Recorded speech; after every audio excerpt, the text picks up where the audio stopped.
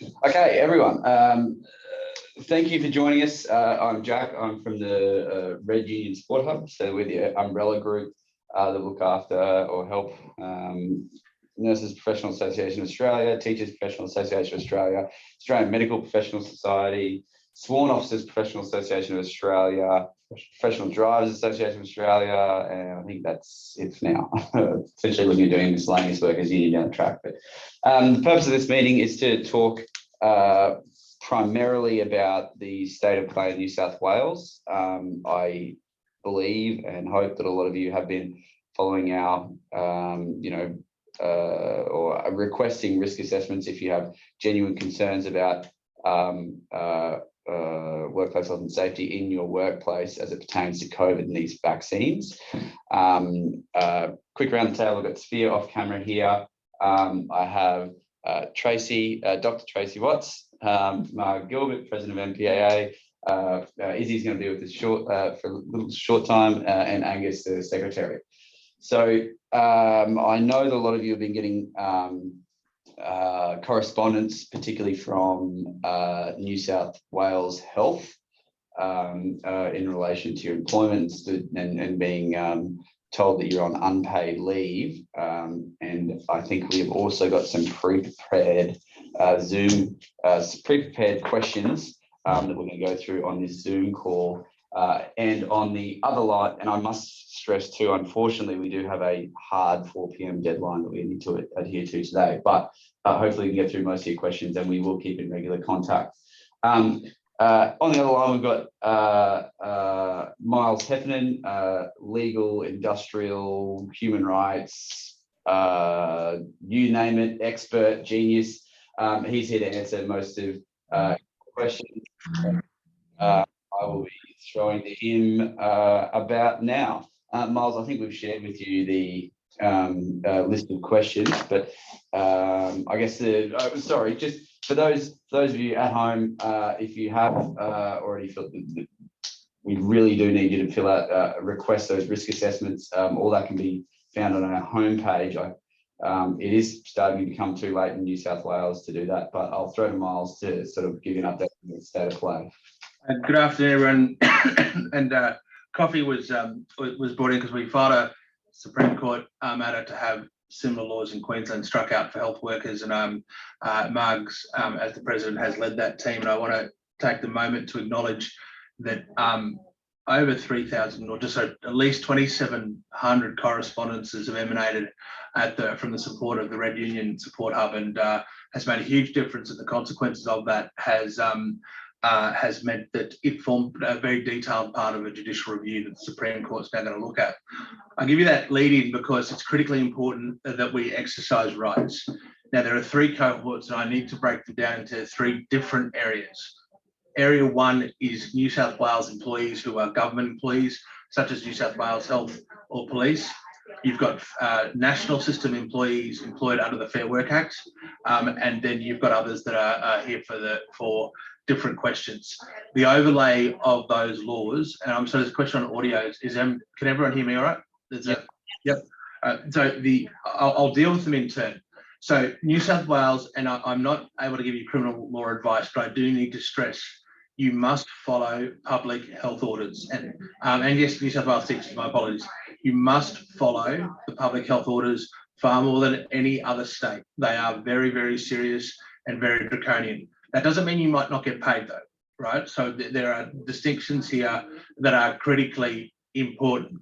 The distinctions are that you still have a right to engage with your employer with relation to risk assessments. And that is dealt with under Section 210 of the Industrial Relations Act in New South Wales. What's so important about that is the risk assessment process that you've been hearing a lot about. So what it means is if you have not already, your position may be more vulnerable, but it's essential that you have exercised that consultation process. This is for government employees, so teachers, nurses that are employed by departments of New South Wales government. That does not mean that it will stop you being paid. It doesn't mean your employer can force you to take leave. And there are multiple industrial dispute processes you can take if your employer is not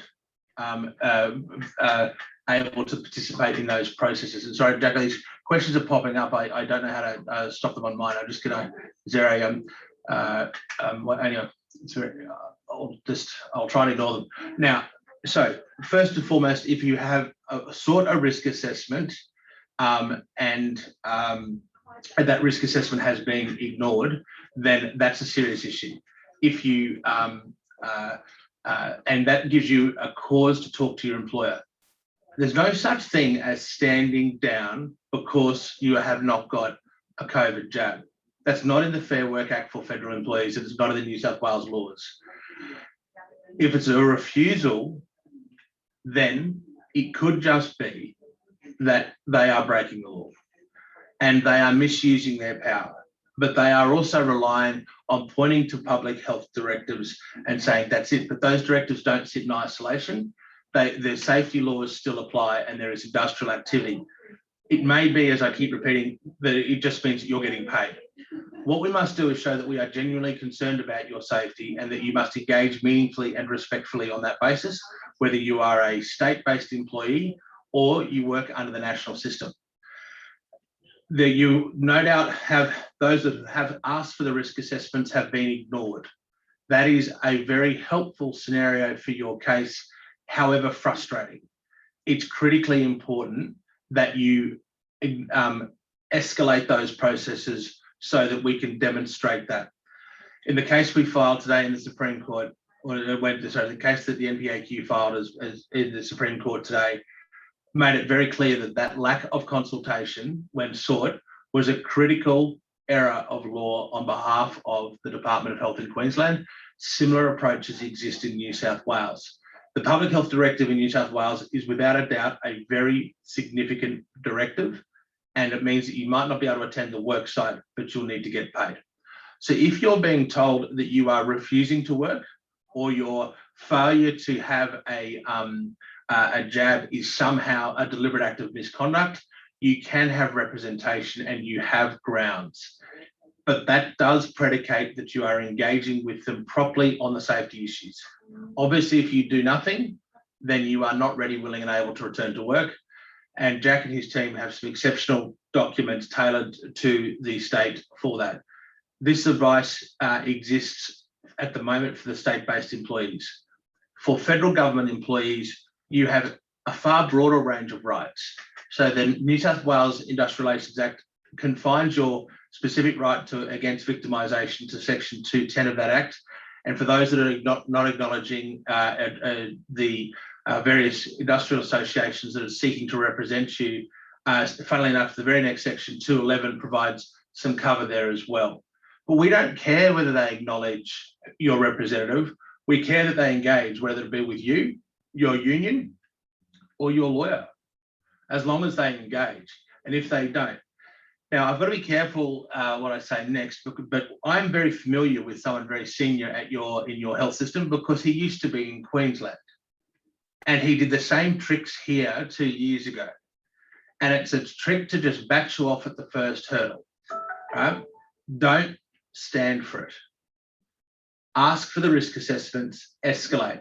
And if your employer is taking steps to show cause, depending on the steps that you've taken, you can be represented for that.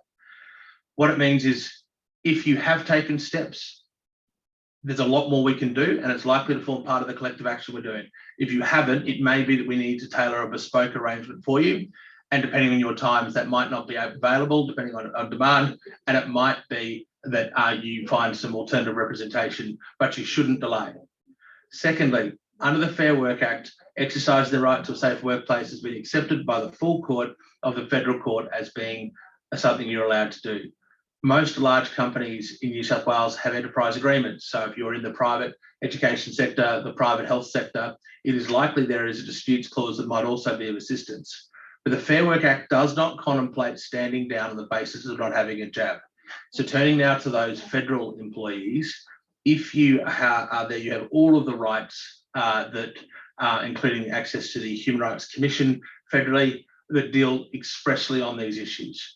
Don't listen to your employer when they say that a simple direction from Mr. Hazard means that they no longer have responsibilities to you under safety law or under the Fair Work Act. It's just not real.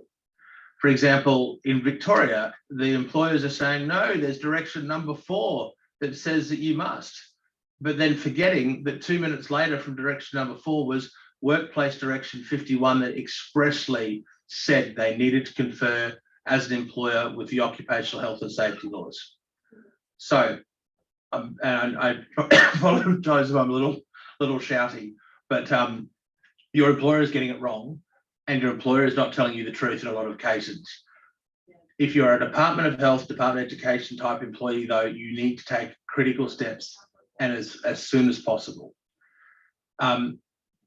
This is, though, not going to be about you able to attend to work. I won't lie to you. It is, because of the way the directive is written, it is about who's paying you while we assess and you meaningfully have risk assessment discussions with your employer. Now, this component of advice goes to any single person employed in New South Wales. If you are genuinely interested in consulting and you are genuinely wanting to assess the risk in your business unit, then your employer must. If you are on saying, no, not ever, I'm not going to get any jab whatsoever, then your employer will say that you are not meaningfully interested in it. Your employer needs to talk to you about the difference between rapid antigen testing and why that's suitable or not suitable, or what other options are available. Now, there was a dissenting decision by the Fair Work Commission, which focused on New South Wales laws. There are also some potential discrimination claims that can be made.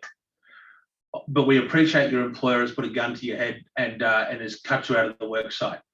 The most important component, if you are facing a show cause or a stand down notice, if it's a stand down notice, it's not a stand down notice, it's bullshit, you are being suspended. If you are receiving a document like that, we need to mobilise very quickly. And I appreciate that's pretty rich considering how many inquiries there are at the moment, but we do need to respond to those first. And then there is a huge queue. So if you do those 2 steps and then your employer attempts to fire you, you have incredible grounds, including for injunctions and the likes. It also might be that your employer is committing other offences, but what you can't do is lay idle.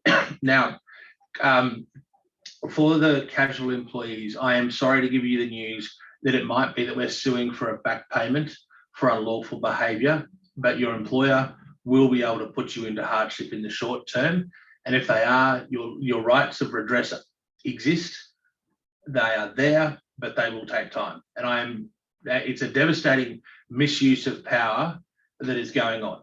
But that doesn't mean that you shouldn't advance your rights. If you are not meaningfully engaged in the risk assessment process and you are a state government employee, you are massively eroding your rights. Jacob, I restated that enough. New South Wales state government employees, we must focus on your safety areas. Don't care if they batch you off saying we don't have to deal with your union. Let them deal with you, and we'll be there right next to you anyway, right? So that's a technical step. They tried that bullshit in Queensland for years. Just ignore it, right? We care that they want to talk to you. The documents that leave the building make that very clear that there is a 3-part appointment. So don't worry about that. Your employer is playing games. That helps your case. As tricky as it seems, the more games your employer plays, the better your case is. So let them play the games. We record that. In the Queensland scenario, we have tracked every single response from the employer and have put it into a database to provide to the Supreme Court. It's a dire state of ignoring well-meaning, good staff members simply wanting to consult with their boss at a business unit level. And we are looking very forward, seeing how the Supreme Court Justice looks at that case, because all we want to do is consult. Now, the rest of the issues are, I hate to say, somewhat ancillary in the state, if you're a state government employee in New South Wales. The private sector employees, so anyone who is not a government employee, has an enormous room to move.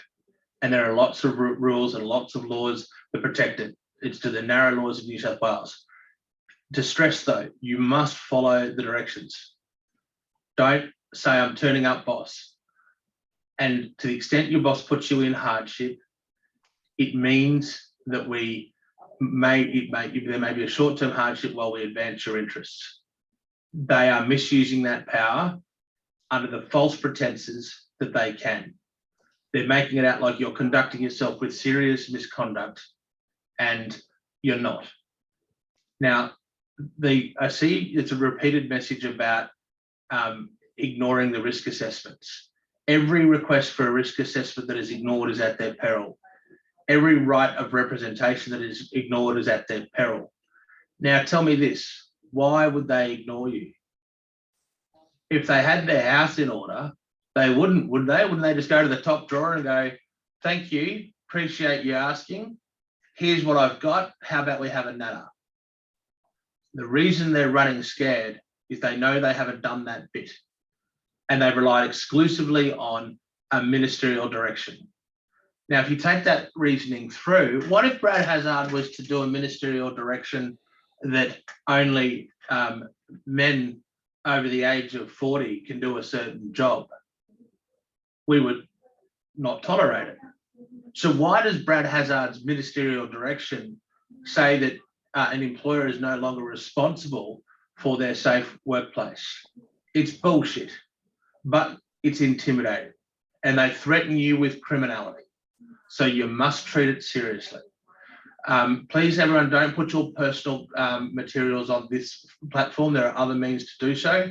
In the question time, I'd encourage you to write and do a member support. This is not the place on a public forum like this to put that on, and I strongly encourage you to delete your personal letters from that. And Kelly, I'm speaking to you on that. Delete that, please. Because you don't know who's going to be watching this material. You want to make sure your legal strategy is supported by your union and the union lawyers and the union advocates. You shouldn't be allowing your employer to get an advanced step of it. So I think that's the main one. Now, do you want me to answer the questions now, Jack, and fire through those? Yeah, I think you have answered most of them. Izzy, do you want to ask your first question, and then you can get back to yeah, so I have two questions. So one, I have a member who submitted their medical exemption on the 30th. The employer is saying that it was due on the 29th. And now they're saying that her exemption is being assessed, and while it's being assessed, she cannot attend work. My understanding is that unlike Queensland, there's no interim measure that requires the employee to wear PPE while their request is being reviewed, so they can't attend work. Is that correct, or should they be allowed to attend work and review? The direction is very clear, right? So it's about who gets paid. So whether the exemption was met by a date could give rise to a discrimination claim if there's a reason why the exemption couldn't be done. Also, it could be against natural justice simply because the person didn't fill out a form the correct way, and that the 1 day delay doesn't have a bearing. But the important thing is that we deal with that on a, you need to look at the specific facts, but it's about then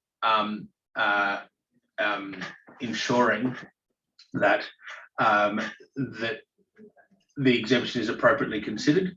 If there is an underpayment issue that arises from it, there is triggers under, depending on, is this a state or a private sector client? State. State. Then there are the industrial dispute provisions, but there are separately, if it will depend on, and there's also issues with the Anti-Discrimination Board, but we would need to look at the specifics as to why and the nature of that exemption. But the short version is, just because an employer locks you out of a work site doesn't mean they have to continue to pay you. Obviously, that's harder for casuals. Okay.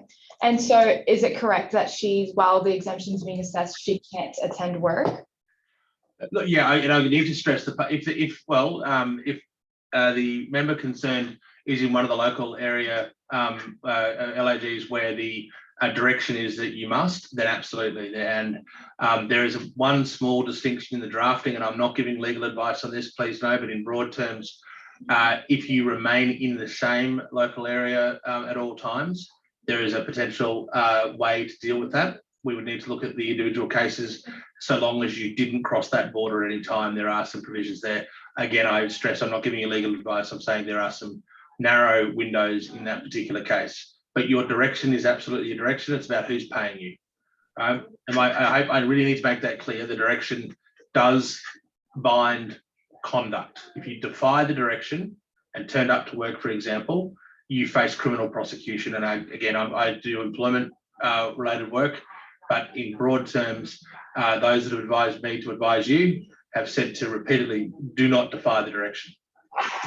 Okay, thank you. And just with my last question, which I skimmed over briefly before, with the RN that was stood down on the 30th, and she spoke to her NUM about getting her paid leave granted, which was both annual leave and long service leave. The NUM said that she was only allowed to approve 1 week of paid leave. Yep. And then afterwards, she would be on leave without pay. And then she's been told that she'll be terminated if she ultimately doesn't comply. In terms of her leave, is she really only entitled to 1 week? I've seen that document, and thank you for the earlier sharing of it. That does appear that the member concerned has a number of rights that could be pressed.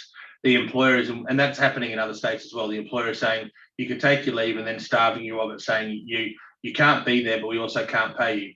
Obviously, that is coercion, right? Clearly, it's your leave, and if they are saying you can access 1 week, why not more? This is about getting you to come on board. The same as in Queensland, when exemptions have been given, they're making them wear not just a mask, but turning them. They look like you're investigating a murder with the amount of PPE they're giving them. That's going to be a separate cause of action to anyone listening in Queensland. But there's got to be proportionality to it, right? And there are dispute provisions that can happen there. The termination question is a really important one. As the people are saying, if I'm going to get terminated, will you represent me, or is guaranteed termination? We must stick our boot in the door. If you are facing a show cause or termination, we need to disabuse your employer that you are refusing. You just want to learn more. If you do not can assist your own position by engaging with your employer on that, then they will have a very clear line of attack against you. So it's important that if your employer is putting you on a show cause or some other proposed one where if you don't attend or a threat, you need to respond, and respond not in general terms, in very specific terms. Thanks, Izzy. Look, just very quickly, some housekeeping stuff. So I think a lot of questions coming through that I can probably answer. Where is the template? The template is on the homepage of any of those Red Union websites. So if you go to www.redunion.com.au, you'll see a list of our unions. If you're a nurse, go to NPAA. If you're a teacher, go to TPAA. On there, on the homepage, there's a little blue banner that says workplace health and safety concerns. So go to that.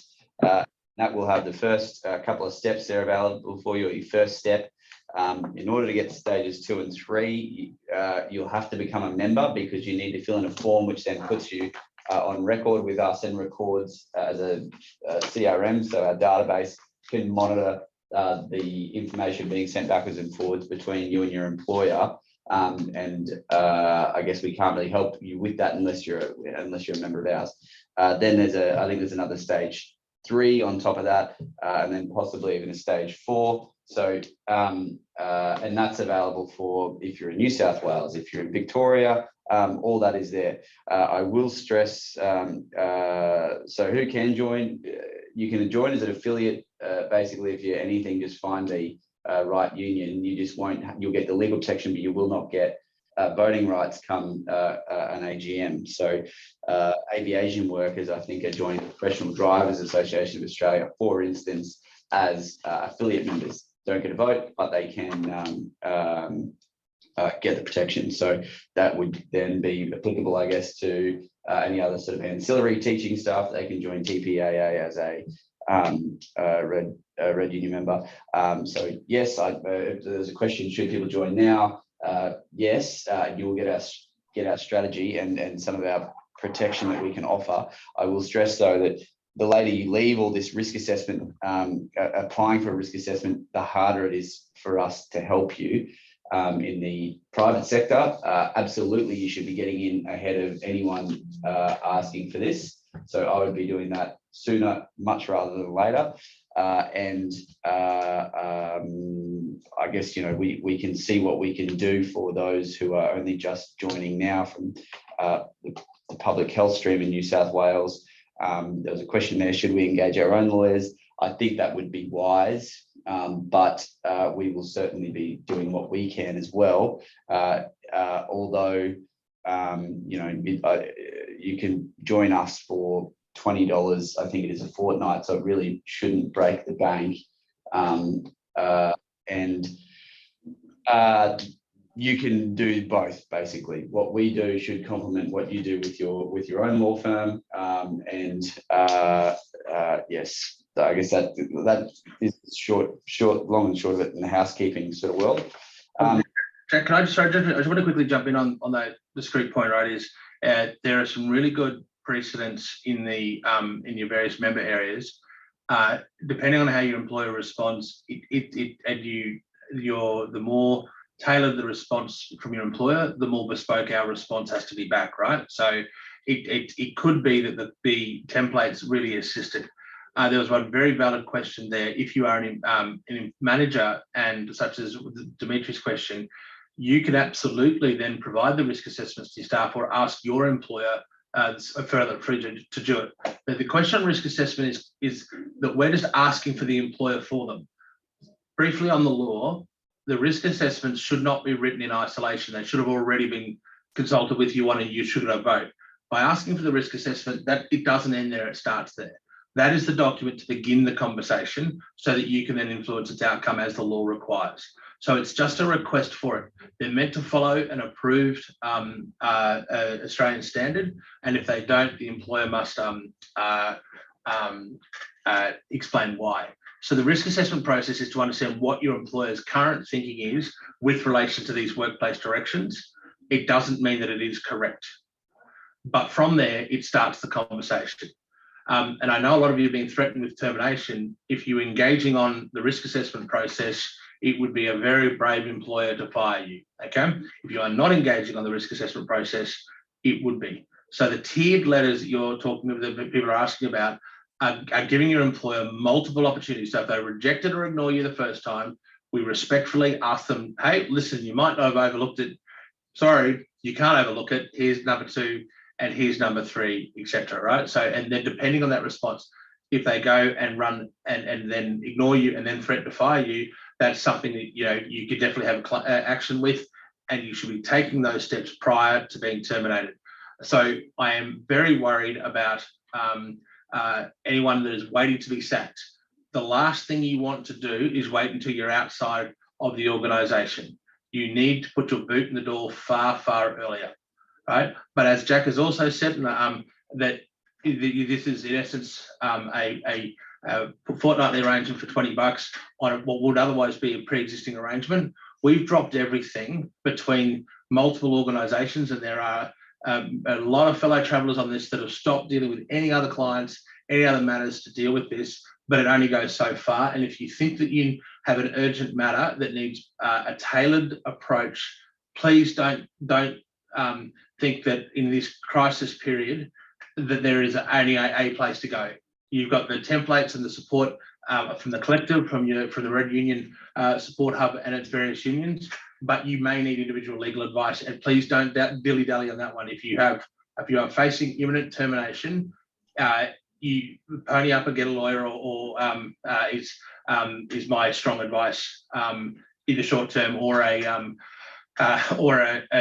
industrial advocate. I see the question. I'm hiring a QC. I don't know how much you're paid, but at 10 grand a day, I'm not sure that's necessarily the bang for buck that you might be looking for. But certainly your union, though, and the Red Union Group, we have a number of silks on a retainer, in particular, 2 of the leading silks in this space, and a number of very senior and very junior barristers. So I'll shut up there, Jack. Yeah, I was just going to say, and just to address some points there, people saying, well, why I'm on this Zoom call? We're trying to do everything that we can to help. Usually union membership is like insurance, that it would be very difficult for you to call up an insurance company and insure the house while your kitchen is on fire, which is essentially what's happening here. So we are getting a big influx of members. That's putting strain on us, obviously, and I'm sorry, but that's just the general reality of it. We are doing everything that we can to provide assistance to people who have just come on board, because Marg and the executive made the decision that they would like to assist as far as we possibly can. But obviously that comes with just the harsh, cold realities of financial constraint and limitations. But we are doing our best. Those of you who have joined us from New South Wales earlier in the piece, and they have been following our request to show to request those risk assessments before you've now been put on unpaid leave, you're in a lot stronger position, and we can help you, and we guarantee we will have a go for you. But those that are coming on now, looking whether this is the best option for them after the fact, after they've been terminated, possibly not. It may not be the best option for you. That I'm just being brutally honest, but you can join us for a very cheap sum of only $20 a fortnight or something. Look, I'm going to be a little bit more plain than Jack. Nearly every other union in the country, bar the meat workers, by the looks of it, have cut their members free and teamed up and said things like you face industrial consequences. And a very small, now larger team is trying to do everything they can, but there is simply not the time when you've got imminent threats of termination. But we will try. But as Jack's saying, we are spread thin because everybody else has cut you free, and there's only a handful of people out there who have decided not to characterise this as anti-vaxxers. We all saw the boss of the ACTU saying that if you ask for risk, that heard about the NPAQ campaign and said that it was the anti-vax union and puts it, things like that. Name calling doesn't help anyone. But there is a lot of people that have paid their union dues that have been left wanting and left with no answers. And these guys are doing a lot of heavy lifting, but the tailored attention for the next couple of weeks. Victoria's got another matters coming at the 15th. There is just not time. And so, yes, if you've got an individual answer, you've got a time pressing matter, it might be that you should get a local solicitor and a local or industrial advocate for the short term. And we've got some people we could recommend as well. Now, the second thing is, and this question keeps coming up, and I hope everyone on here is actually engaging with it, because we can't keep repeating it enough. If your employer is ignoring you on step 1 to 4, it helps your case. If they do that and then try and threaten your termination, your case is in absolutely outstanding position. So please engage with that concept. The comments coming up, what happens if they just keep ignoring me? That is the brilliance. That's perfect, because they haven't consulted with you when you sort it. If they then go and try and fire you, that is something that whether it be one of the unions that's here today or your own personal lawyer, that gives them many causes of action legally to assist. Okay, and Sylvia has got some really good points there. Not to say, Sylvia, you seem pretty tapped in. The comment with relation to Hazard's direction is that it might not be legal. Well, there is a Supreme Court process to do it. AFL lawyers are stretched. They've been also referring work with. They have done an outstanding job. There are a number of fellow travellers that are helping, but please know that this is an incredibly unusual situation where only a small amount of people are committed to helping the many who genuinely have concerns. So for the love of God, follow the processes that we're recommending as a collective, and your individual rights will be most protected. And just to, so there's a lot of questions asking who should send the risk assessment. Absolutely everyone. Like Oprah, you get a risk assessment question. You get a risk assessment question. Everyone, right now, the earlier you get in with that, the better. So if you're in the education space, even better. We are chasing our tail a little bit, but we only launched nationally a couple of weeks ago in order to help those in New South Wales and Victoria. It's a little bit tricky now that people have already had the adverse action taken against them in that they have been put on unpaid leave. If you haven't been, then get in anyway. Even if you have been put on unpaid leave, it's still worth asking the question. I'm just saying that we cannot guarantee you as much success as as if you had got in early. But a lot of this is new law anyway. But we will fight. Jack, I might just help them, and then by the question of what is a risk assessment. A risk assessment is what your employer is legally required to do. And under the industrial relations laws in New South Wales, the point that's relevant is that you are free from victimisation. And I'll read it out carefully. Is if you make a complaint about workplace matters and the person considers is not safe, or you otherwise exercise functions under Part 5 of the Occupational Health and Safety laws, which is consultation, representation, and participation within the meaning of the Work Health and Safety Act. So what the request is doing is discharging that element for state government employees. It's a lot more, as we said, for federal ones. So a risk assessment is a document that is meant to be a teamed up job between the worker and the bosses. But what we're asking for is what the boss has on file, right? So where all we are doing is asking for what the boss has done before making the decision to lock you out of the workplace on the basis of safety. So there's a lot of people still asking, where is the risk assessment? The boss should have done a risk assessment and they should have consulted with you on that. You don't even need to go to our homepage to get it. It's literally the template that we have on our website is just a, just ask your boss. And so people asking Department of Education or principal, it's your direct line manager. Can I please see the risk assessment that's been conducted in this space? I'm concerned I haven't been consulted with in this. That risk assessment should have assessed the risk of COVID-19 on employees in that workplace.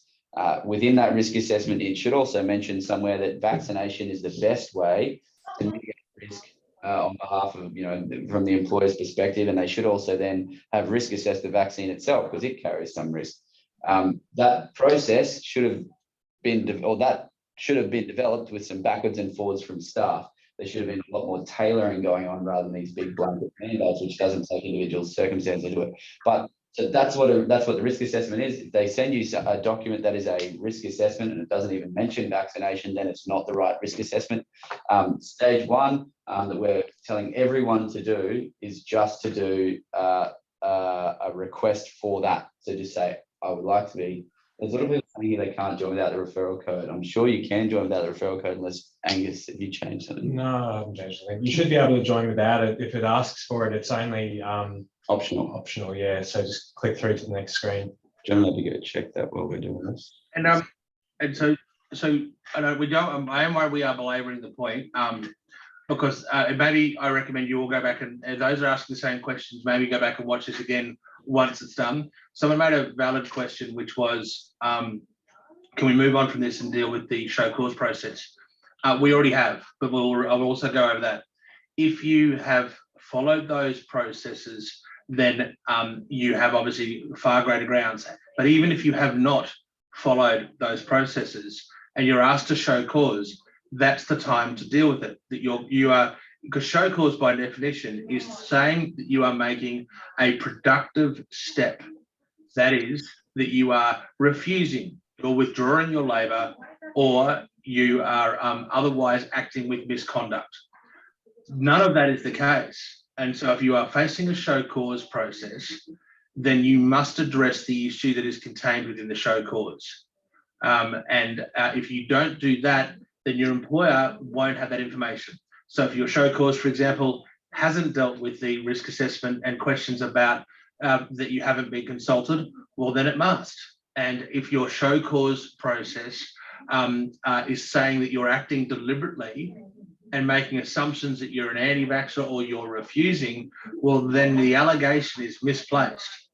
So if the employer was to just not say that you are not ready, willing, and able to work, why can't they just keep your job open and not pay you? Now, whether you will get paid later is a separate question, but the idea that your show cause is about you being refusing, that you are, you've taken a step that you should show cause why something bad shouldn't happen.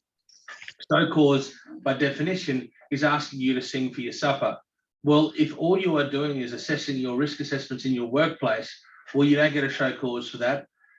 That's words like adverse action, and that is words like victimisation. So if you are facing commentary such as you're misbehaving, it's misconduct that you're required to show cause for, you must meaningfully engage with it. Now, if they're giving you a very short window, like a 24 hours or 48 hours, you need to push back and seek an extension so you can get legal advice.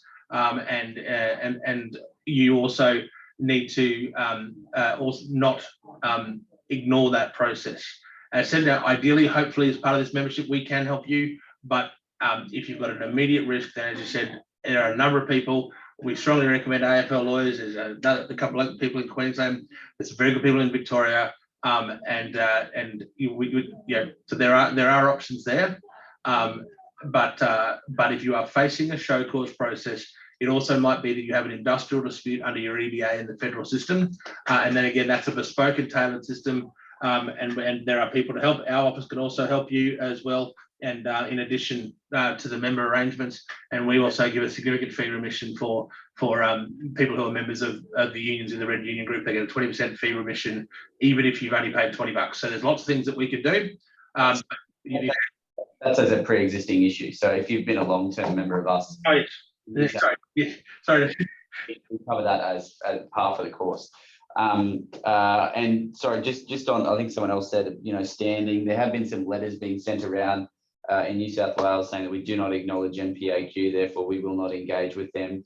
That is a separate legal fight, or the NPAA rather. That is a separate legal fight that we will have. I don't believe that is true, but what we're doing is as Miles sort of said at the start of the Zoom, we're not even giving them that ability to engage with that, because we are giving you all the bullets to fire. So you as the individual, that's why you are sending off the risk assessment. And it's not why, we're not doing a big blanket letter saying these risk assessments haven't been engaged with us. You as the individual are sending off the risk assessment request. You as an individual will then be given, the next stage by us of what to do to escalate it through the dispute process. And if you are getting ignored at each of those steps or being rebuffed at each of those steps, well, as we said, all the better. And more concerning, rather, I should say, but yes, better for the case. And this is why they're following the steps. The steps have been, they are so consistent. They are dealing with the national framework, unless there's someone in WA. They are there to give you those areas now. So do follow them. They are there and they've been tailored. A lot of effort's gone into them. And if you think that you need to amend it for your own personal ones, then you should. Now, those that are taking sick leave, I just want to stress, I appreciate your employer is saying that you're not getting paid. That might not be a lawful representation, depending on the jurisdiction. And secondly, why take your sick leave for this? Obviously, if you're sick, you're sick, but what's a bit rich that your employer gives you a reverse strike, locks you out of the premises, doesn't so much as consult with you, and then goes around and then says, by the way, draw down on your sick leave. Our position, as the documents say, you're ready, willing, and able to work, and you'll go where your boss says. That might be that you can work from home. It might be that you will work in a location where the direction doesn't exist.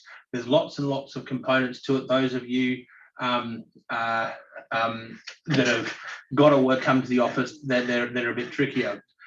And all of these are about giving you then rights and protections that you can later then exercise depending on what steps you take. And what I can say with a fairly degree of confidence, if you are getting private representation and you've exercised those rights, you are giving your lawyer or your industrial advocate a boot full of options to help you, and therefore they will thank you, right? It will help your case. So and yes, from your personal email. Sorry for just being reactive, but definitely do these from your personal email. That's a very good point. There's about regarding schools not being on site when Year 12 returns. We were going to write, hoping to write as the TPAA, write to the new Premier in New South Wales, requesting that rapid antigen testing be considered as a viable alternative, or it should really, in my opinion, be used for all staff, whether they're vaccinated or unvaccinated, as we know people who are vaccinated can still get COVID-19 and can transmit it. So why not keep COVID outside the school gates? Then we don't even have to worry about ventilation issues. We don't have to worry about who's vaccinated and who's not vaccinated, because no one will have it inside the premises. So it's therefore a COVID-free safe space. Yeah. but that will be done. And obviously, you know, we would appreciate you joining as a member if you're a teacher. It's only $20 a fortnight, and it certainly adds more strength to our letter when we write to the Premier saying that we represent, you know, 1,000 teachers in New South Wales or 2,000 teachers in New South Wales. You know, just it lends more weight to our claim. I know there are a lot of questions that have come through here. I do know that we have answered them already earlier on in the video, and it may be that you may have missed that, but perhaps we have recorded this and people can go back and replay this again and keep an ear out for your particular question, and we do go over them. So I have to do it there. But we will, sorry, Miles, did you want to? Sorry, quickly on the email one before we break. The reason we're recommending that you initiate an email from your personal one is that then you've got an audit trail, because your boss can actually say you've breached an IT policy by copying something like that to your personal email saying you're taking company information out. So it's not essential by any stretch, but it's a good way to keep to ensure that it's that you've just got an audit trail and you can track it. But it's by no means essential, and so it's yeah. So I appreciate it's very, very difficult, but we can definitely follow those steps at the start.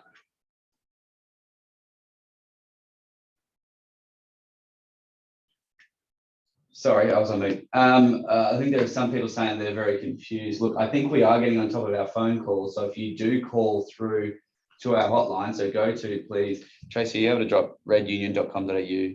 So our website is www.redunion.com.au. That's just our umbrella organisation, and listed in there has all of our different unions. If you're in a particular union, you know, join a union first, and you'll get more love from us, I guess. But if you're not in the union, call us up and we will be able to allay you of any confusion and sort of help you out. If you don't get through initially, perhaps try calling again in about an hour or so, but we are endeavouring to try and get back to people who we have a missed call from. But it does become tricky if you call from a landline or an anonymous line. But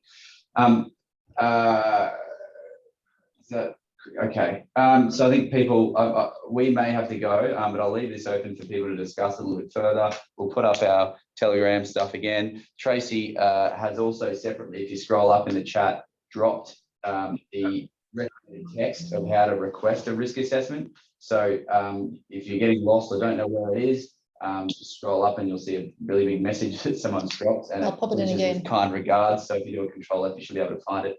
All right. Miles, did you? So if you are a pre-existing member, this is and it's urgent, and you're facing a show cause on the pre-existing one, please, in the subject line in your member inquiry for the moment, make sure you make it clear that it's a that you are Sorry, if you've been a member and this has happened after your membership, that's part of your membership, and they get obviously our own priority. And please put urgent and that it's an existing member with an existing member problem that's predated your membership. And do alert those, because we are trawling those ones separately. But and if you are facing a show cause process and you are new to the Red Union, the various ones, then Jack, what would you like to do for those urgent ones? Well, I mean, we are taking them on board, and we are helping people with pre-existing issues. But I guess. If you aren't happy with the response, my strong advice is that you might need local representation. We have no capacity in my firm at the moment, because we have stopped taking on any new clients because we're dealing only with these issues. So we can't assist you, and I'm not trying to be difficult. But if there's imminent ones, if they are genuine imminent and you've got a show cause and it's there, please put that in the subject heading. But also don't be afraid to get other advice. And yes, you can still remain a member of Red Union and take your own Fair Work claims. Last tip, don't wait to get fired. Fight it first. There's no point in being on the outside trying to piss in. And yes, we can take things to the commission. Depends on who it is. Sorry. I don't know. We are assisting. I mean, that's what this whole process is with the risk assessment stuff, is we are getting people in our pipeline to help assist them. And even if you do have pre-existing issues, which is what this is, as I was saying, Marg has sort of already said that she'll do that. Is that all from you, Miles? Otherwise, I'll throw to Marg. Marg just wants to address everyone as the as president of the. One last thing is you have no idea the strain that's going on in that burnt orange building over there, and the amount of people that are there from 5 in the morning and through until 11 at night helping with these things. And so it is, I'm going to get in trouble for this one. Sorry, Jack. It's fucking disgraceful that the legacy unions have cut everyone free. And I'm incredibly proud to be working with the people in that burnt orange building over there. I'll shut up. Thanks, Miles. Mark. Thank you. Miles has just actually stolen my line. Oh, sorry. Basically, just to reiterate with you that this legal team is just top class. Speaking from experience, I went through quite a harrowing experience, but it wasn't harrowing because I carried the load. So I just have to reiterate that. People say, oh, I continued at work. People said, how come you're not stressed? I said, I've got the top team and they delivered the goods. So I am very, very confident that we've got the right team on. Unfortunately, within organisations, historically, nurses have followed directions to a T. Now, the boot is on the other foot in such a pandemic situation. These bureaucrats are not reciprocating our goodwill. I would think that we will remember that down the line. So these guys here are caring for the carers. That's our motto. And thinking, feeling and doing, they meet that congruency every day. I see it. A great team to work with. I never expected that I'd be in this situation. I thought I'd be heading towards the back porch with my teapot and a box of books. But in my old age, I'm becoming an activist. So I never thought I would be here. But so doors closed and other ones opened. And amazingly, I think we are on the forefront to create history. And we've got these brilliant young guys and girls on team. And Miles, just amazing. He is just amazing. I could just sit and listen to him all day. He is just a fountain of knowledge. Yeah. Dulcet tones. That's you. So basically, nurses have been last year's heroes and now this year's flotsam. What sort of people are we dealing with? So we will remember this. However, they will goad us to provide a better service and a changed service once we come out of this. So all of you guys are making history. I just admire you. Look after yourselves. Take the time to actually self-care. And I'll just to mention to you an old American saying, which is a single bee is ignored, but when there are thousands of you, which is you guys, the bravest will run in fear. So we will just need to be watching for that, and I'm sure we'll see that day. So that's where all of you guys have got them. We've got them on the run with these risk assessments because of this great group of legalese. The one thing that bureaucrats will fear is the day that we stand together, all of us across the nation. We will make a change because we've got them on the run. We will be 99% or 99.9% perhaps, and the victory is going to be ours. I don't like winning. Sorry, I beg your pardon. I don't like losing. We are going to be the winners. So every day you guys just think that we're moving forward and you guys will be creating history. We have to do it for the next generations, and we've got the best team in the country because they're caring for the carers. Okay, so we're here anytime. If there's any issues, don't hesitate to contact. These guys do the legal side. That's not my expertise. We just rely on their expertise every day. We're more of looking at supporting and caring, and we've got a great team here that will assist you.